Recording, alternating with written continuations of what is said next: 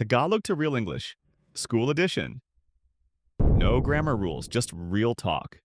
Nakalimutan ko yung homework. I forgot the homework. Tulog ako nung tinuro yan. I was asleep when they taught that. Sinong groupmates ko? Who am I grouped with? Pwede bang pa-extend sa Can we get an deadline? extension on the deadline? Late na naman ako. I'm late again. May pasok ba bukas? Do we have classes tomorrow? Pwede ko bang hiramin yung notes mo, please? Can I borrow your notes, please? Anong part ang gagawin ko? What part should I do? Pasensya na po, na-late ako. Sorry, I'm late. Patingin ang assignment Can mo. I see your assignment? Nag-aral ka ba? Did you study? Group work na naman. Group work again? Di ako handa. I'm not ready. Pwede bang ipasa bukas? Can I submit it tomorrow?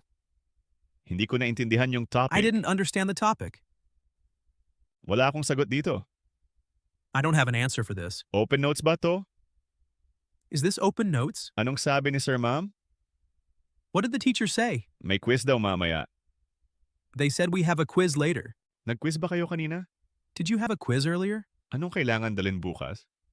What do we need to bring tomorrow? Anong sagot mo sa number 5? What did you put for number 5? Pwede bang makiprint? Can I print something real quick?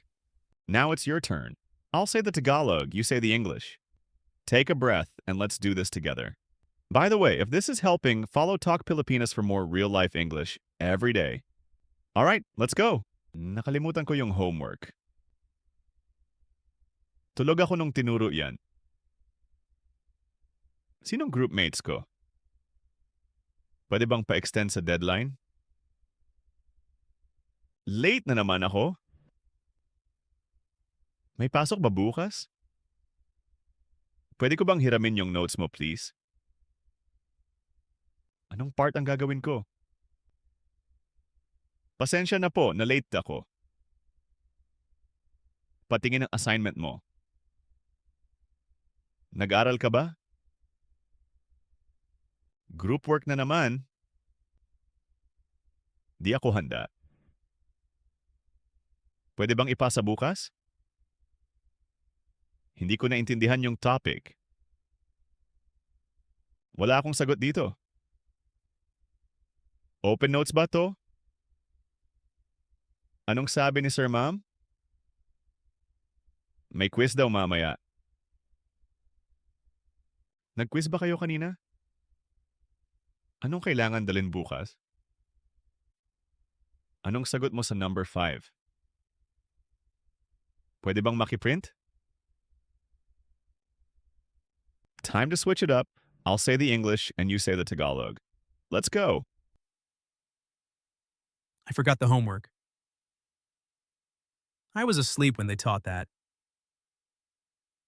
Who am I grouped with? Can we get an extension on the deadline? I'm late again. Do we have classes tomorrow?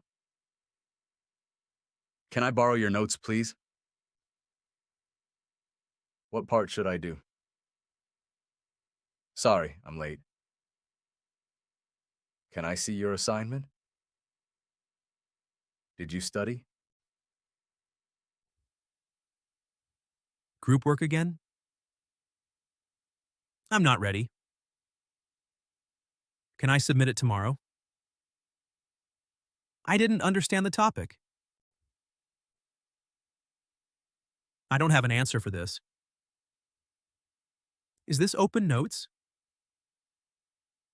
What did the teacher say? They said we have a quiz later. Did you have a quiz earlier? What do we need to bring tomorrow? What did you put for number 5? Can I print something real quick? This is Talk Pilipinas. Follow for real English you can actually use. Got a Tagalog line you want us to translate next? Drop it in the comments.